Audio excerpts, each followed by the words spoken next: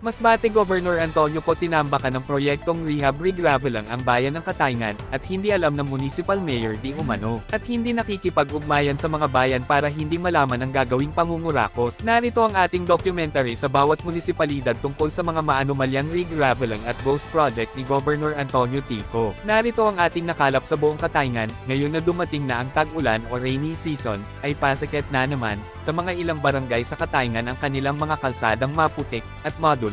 Para sa kaalaman ng bawat mamayan ng Katayngan at sa mga barangay na nasasakop ng Katayngan ay may mga proyektong rehab, regravelang. Ito ay sa pamumuno ni Governor Antonio Co na inutang sa bangko simula noong 2018 sa DBP Bank, na 15 taon na babayaran ng mga masbatenyong magbubuwis. Narito ang mga barangay na may pondo para sa rehabilitation at regravelang, na hindi inaayos ang pagtatrabaho at ang iba ay ghost project pa. Number 1, Barangay Gahit de San Isidro Libtong Road 39.9 million, noong 2023 pero kung makikita nyo ang documentary natin dito ay tila pinaglaro lang ito. Number 2, San Jose Tepitogo 2 beses pinunduhan.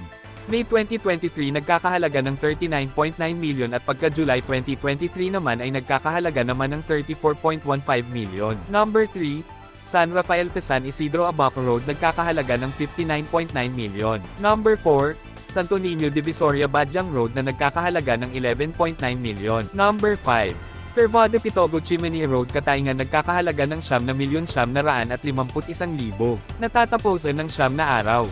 Number 5. Cagbatang Sitio Kaburotan Road, Katayngan. Nagkakahalaga ng 5,969,000. Natatapusan ng 6 na araw. Number 6. Estumpar na Dawisan Road Katayngan nagkakahalaga ng 6,966,000 na. Tatapusan ng 7 araw. Number 7 na Dawisan San Isidro Libtong, Katayngan. Nagkakahalaga ng 8,962,000 tatapusan ng 8 araw. Ang mga kalsadang ito na pinunduhan ni Governor Antonio Co ay hindi na ipatupad ng maayos at ang iba dito ay may pondo na mula sa DPWH, kaya ang perang para doon ay nawala na lang. Ilan lang yan sa mga rehab, regravelang na ating ni-dokumento dito sa bayan ng Katayngan. Para palagi kayong updated sa mga regravelang ng probinsya manatiling i-follow at i-share lamang.